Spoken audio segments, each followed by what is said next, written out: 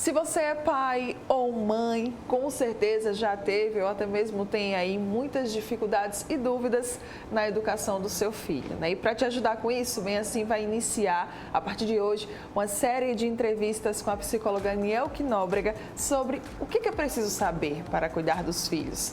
E o primeiro tema que a gente começa hoje é parentalidade. Ela já está aqui, maravilhosíssima. Oi, Mara. Muito bom dia, seja muito bem-vinda. Obrigada. E muito legal, assim, estou bem feliz com esse nosso projeto. Eu também, até porque eu acho que essa é uma dúvida praticamente frequente, você que trabalha com isso, das pessoas que chegam até você, meu Deus do céu, o que é preciso saber para cuidar dos filhos, né, Nielke? São inúmeras dúvidas, assim. E aí tem uma coisa que é legal, por mais que cuidar seja inerente, né, cuidar dos filhos é inerente da espécie humana, mas é complicado, né? O que fazer é certo? Às vezes começa com, será que eu quero? Será que eu estou preparada para ser pai e mãe? Né? Então, isso acaba sendo um tema que a parentalidade deve ser pensado, porque a gente pensa em como fazer depois que cuida, tá? Mas você parou para pensar antes se você de fato estava preparado para essa nova realidade, né? O que isso desperta em você, o que é ser pai e mãe para você? Exatamente, mais ou menos por aí. Eu falo isso porque eu não sou mãe, mas eu penso bastante assim dessa forma, tipo, meu Deus, a responsabilidade que se tem ao ser pai, ao ser mãe, eu quero isso para mim? São diversas perguntas. Mas vamos lá, começando aqui pelo nosso tema, eu queria entender o que é então a parentalidade. A parentalidade a gente entende como a relação de cuidado entre os pais e os filhos, né? É as práticas educativas que eles usam. Hoje em dia a gente tem falado muito de práticas educativas positivas, né? No contexto de desenvolvimento de habilidades socioemocionais, de habilidades de vida, para que essa criança ela aprenda a resolver problemas de maneira assertiva, de maneira que ela venha regular as emoções dela. E uma das coisas que é muito importante a gente pensar em parentalidade é você é a primeira figura de referência para o teu filho, né? Então, que modelo você está passando? Que pai, que mãe eu tô tendo como papel na vida deles, né? Se a gente for parar para pensar, os pais hoje têm uma demanda exorbitante. Nesse novo normal agora, é que essa demanda, principalmente no aspecto profissional. Então, a gente observa muitas dúvidas em relação até onde eu posso ir. Será que se eu não fizer isso, eu vou estar, de uma certa forma, privando o meu filho? Existem inúmeras compensações que os pais tentam fazer justamente por essas dúvidas, né? Certo. Por que é importante que a gente inicie por esse assunto, por esse tema, hein, Nielke? Eu acredito que antes de pensarmos na parentalidade, que é o cuidar do filho, esse casal precisa entender um pouquinho a sua conjugalidade. Sim. Ela tá em harmonia, ela tá saudável, porque se esses conflitos estiverem muito intensos, você não vai conseguir exercer a sua parentalidade. Tá, então essa decisão do ser mãe, do ser pai, precisa estar em sintonia, de fato, com os dois, para que vocês possam vir a ter o passo seguinte de como cuidar essa criança, que vai ter conflitos, sim, que é inerente do ser humano, né? Mas de uma forma mais assertiva. Quando a gente fala de parentalidade, eu até anotei aqui, a gente foca muito apenas no pai e na mãe, né? Mas outras pessoas da família podem também acabar desempenhando esse papel, se assim a gente pode falar? Sim. Normalmente eu gosto de usar as figuras, né? Os cuidadores. Sim. Eu prefiro usar esse termo. Mas pelo significado de parentalidade seria pai e mãe. Porém, todos os cuidadores, eles estão inseridos nessa parentalidade. Tem algumas crianças que, de fato, elas não convivem com os pais e aí são delegadas, né, a outras figuras esse cuidado. Presença e atenção na criação, na educação dos filhos é importante? Faz diferença? Faz. Uma das coisas que é importante de dicas é entende sobre desenvolvimento. Eu sempre falo isso para os pais, assim, compreende qual é a idade do teu filho. Às vezes eles têm uma expectativa numa criança de 3 anos que eles estão querendo para uma criança de 5. Do tipo, eu queria que ela falasse claramente.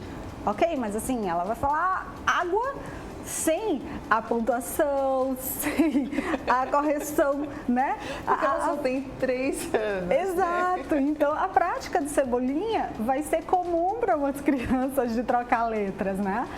Mas tem alguns pais que têm um nível de exigência super, e aí eles querem que os filhos apresentem isso, né? Então, eu digo que não tem um manual perfeito, mas Sim.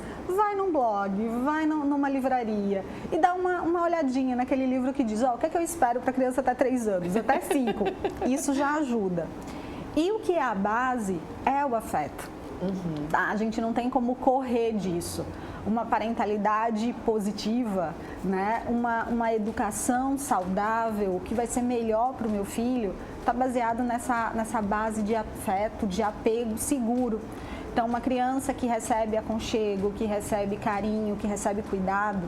E eu sempre digo para os pais, gente, o afeto tem a ver com necessidades básicas. Sim. Tá? A minha segurança, ela vem após eu ter sido alimentada, eu ter sido saciada com a minha sede, eu ter tido cuidado de limpeza. A gente sabe que existem as negligências por parte de algumas famílias, né? Então, para a segurança dela, isso precisa existir antes. Está na base da pirâmide. E isso é afeto, isso é cuidar. Né? Ai, então... gente, é verdade, faz toda a diferença. E a gente pode tirar até por a gente mesmo, né? Então, com afeto, com certeza, essa educação ela vai ser bem melhor. Existe uma idade limite para que os filhos eles se espelhem nos pais? Eu digo que é desde quando nascem. Desde quando nasce. É tipo assim, os neurônios espelhos, né? Tipo, eu tô olhando para aquele bebê, a gente já tem hoje na literatura falando sobre a importância não só da primeira infância, mas dos primeiros 1000 dias de vida, que vai desde a gestação, né, até os primeiros meses, assim, que é justamente quando essas relações elas são estabelecidas. E aí, qual é o modelo? Porque eu sou a primeira pessoa, a mãe, né, é a primeira figura, então qual é a forma de olhar? Que contato é esse? E a gente precisa ter cuidado porque muitas vezes essas mães também estão adoecidas. Sim. Né? Então, isso já precisa ser prevenido de uma certa forma. Às vezes a gente observa na maternidade aquele murmurinho, né, das lembrancinhas, do sair e tal, aquele monte de clique para saber qual é o melhor para as redes sociais. Ok, mas espera aí, depois eu saio da maternidade e eu vou para casa e eu fico me sentindo muito mal, descabelada, porque eu não consigo dormir. Esse está sendo o exemplo que tu está dando para ele. Então, Sim. a gente precisa tomar cuidado em relação a regular as emoções também dos pais, né? Para que os filhos possam perceber isso de uma maneira saudável. E é importante que, se os pais é a primeira referência, desde o nascimento, a gente precisa também se preocupar qual é o estilo desses pais. O que esses Sim. pais super valorizam, tá? Porque muitas vezes, se os pais não estão presentes, vai ser o mundo lá fora que vai ser estar, esse exemplo. Né? Então, que exemplo que a gente está tendo hoje de violência, né? Coisas que a falta de empatia, eu fico muito preocupada, porque eu vejo as pessoas pregando sobre empatia, no entanto, empatia de uma forma distorcida, né? E pouco praticando também, Isso. né? Tem muito do falar e pouco do fazer. Também E tem aí, muito disso. quando essa base de afeto acontece, quando esse ensinar ser empático, essa conexão acontece com o olhar dos pais, essa criança, assim, eu digo que ela vai estar repleta de vacinas, Sim. tá? Para o seu desenvolvimento lá na frente, porque quando uma criança não recebe isso, ela será uma criança que vai ter inúmeras dificuldades nas relações interpessoais, tá? É uma criança que não vai saber receber um não, que não vai conseguir lidar com uma tolerância à frustração, porque tem que ser do jeito dela, sempre da forma como ela quer. E aí fica aquelas crianças que às vezes eu escuto de pai, é o reizinho da casa. Sim. Calma. Espera aí, você é o pai, você é a mãe, então teu filho não pode ditar para você. Ele não é um imperador que está lá ditando o que, é que tem que acontecer. Não, você precisa de forma afetuosa, de forma carinhosa, mas impor esse limite, né? Até onde você pode ir. Certo. Outra dúvida que eu tinha notado aqui é a educação passada para as crianças, então pode contribuir com o futuro delas? Muito. Muito. Né? O contexto que elas estão inseridas e a forma como você educa pode favorecer positivamente ou negativamente esse desenvolvimento. Sim. E aí, infelizmente, com essa febre que nós estamos vivendo hoje de tudo muito rápido, as crianças elas estão entrando nessa vibe. tá? Então, também, né? É preciso que a gente discuta não só a parentalidade, mas a ideia do quadro é que a gente possa ir até a adolescência, né? Onde o afeto que a gente coloca no início, ele precisa ser muito estabelecido na adolescência, porque é justamente aquela fase onde é um ciclo de vida que a gente tenta, de uma certa forma, os pais têm uma certa resistência, né? Sim. Porque justamente os filhos não querem o contato, né? Mico, alguma coisa assim. E é aquela fase assim, né, Niel, que você pode me corrigir se eu estiver equivocada, mas a gente não é nem criança nem adulto. É muito difícil para eles. É muito difícil e a gente tá querendo ser adulto, né? Porque Exato. é tudo que a gente tá querendo. Então fica ali diversos conflitos, não só com os pais, não só com os familiares, mas também da gente com a gente mesmo, né? E aí eu sempre digo, do mesmo jeito que a gente se preocupa quando é pequeno, qual é o alimento, qual é a modalidade esportiva, quantas horas de esporte na semana, o que eu preciso fazer, gente, o adolescente também está em desenvolvimento. Ele também precisa de todos esses cuidados. Ele precisa, os pais, muitas vezes, esse menino só dorme. Sim. Sim, adolescente precisa de 2 horas a mais de sono. Olha só, então, não sabia disso. É importante que a gente perceba isso. E comunicação. Né? A adolescente, eles querem, gente, eles têm uma sede, porque assim, eles precisam firmar a identidade, o que eles são. E um tema que eu noto que os pais têm dificuldade é de falar sobre emoções com os adolescentes, porque eles estão num turbilhão, né? Uhum. É uma montanha russa. Eu acordo feliz e eu vou bravo. Daqui a pouco não suporto o mundo para o extremo. A questão das dependências tecnológicas, as dependências químicas. Eu escuto alguns adolescentes dizendo assim, eu quero experimentar. Eu falo, garoto, tu vai experimentar o quê? Qual a necessidade de você experimentar? Então me conta. E aí eles me apresentam, né? Assim, do tipo, Niel, que é assim que a gente faz um cigarro de maconha. Sim. É assim que a gente escolhe a erva. Eu, ok? Então, que tipo de papo esses pais estão tendo com os filhos sobre isso?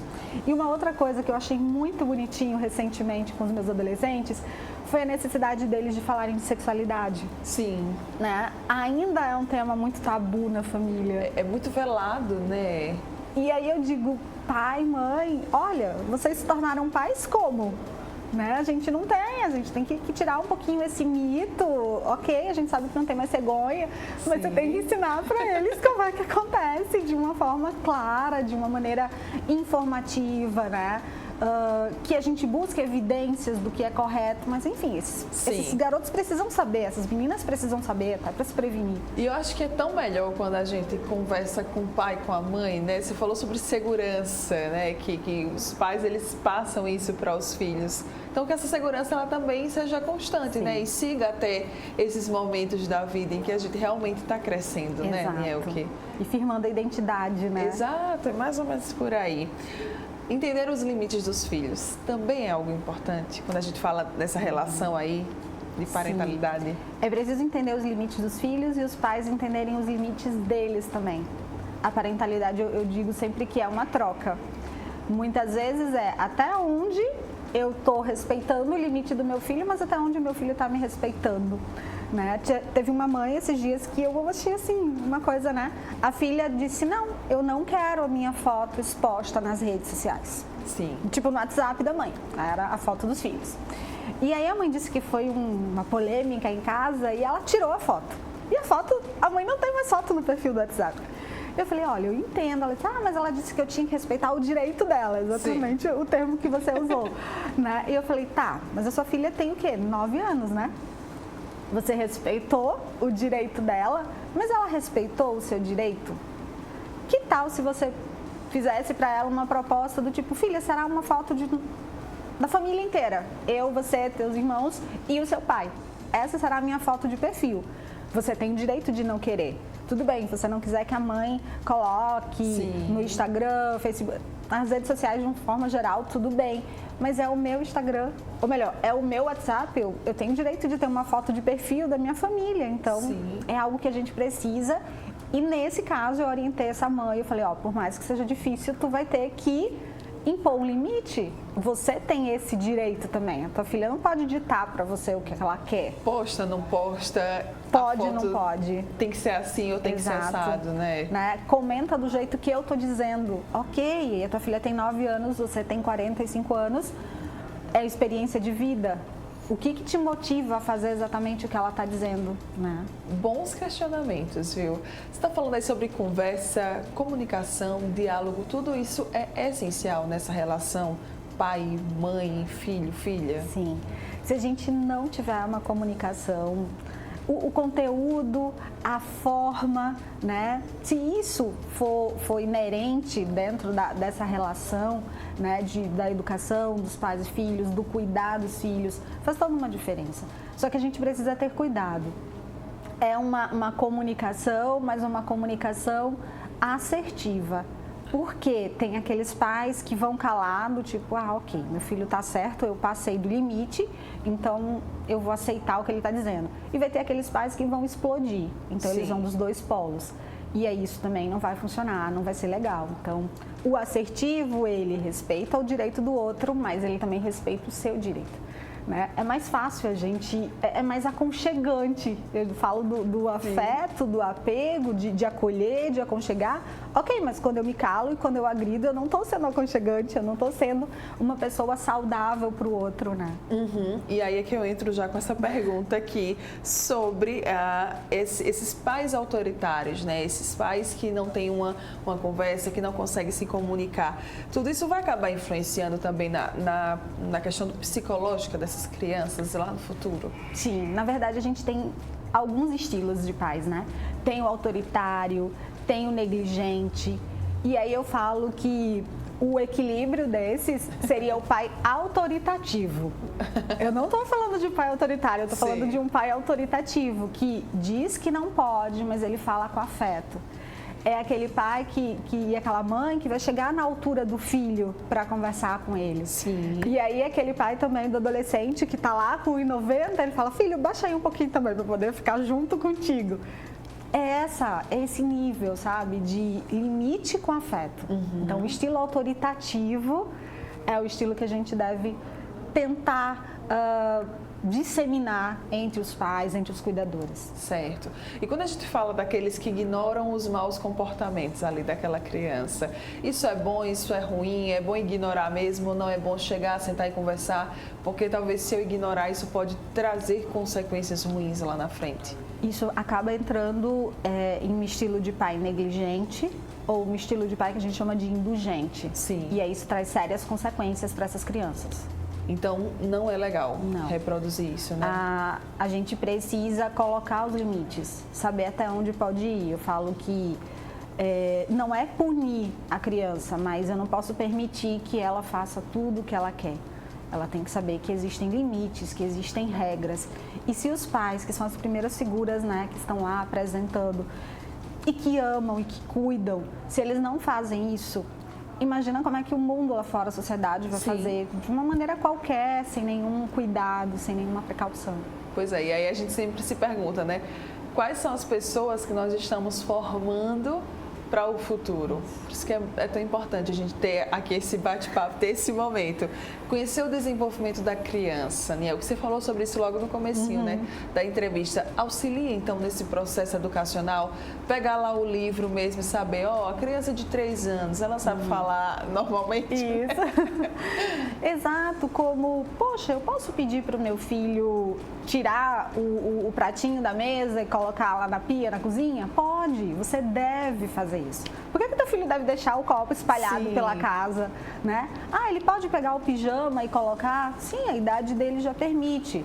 Mas eu não vou querer que uma criança de 5 anos me ajude a fazer um alimento, um preparo. Ele pode, na seleção dos ingredientes, mas aí na questão do cuidado com fogo e tal, aí você precisa ter um monitoramento, tá?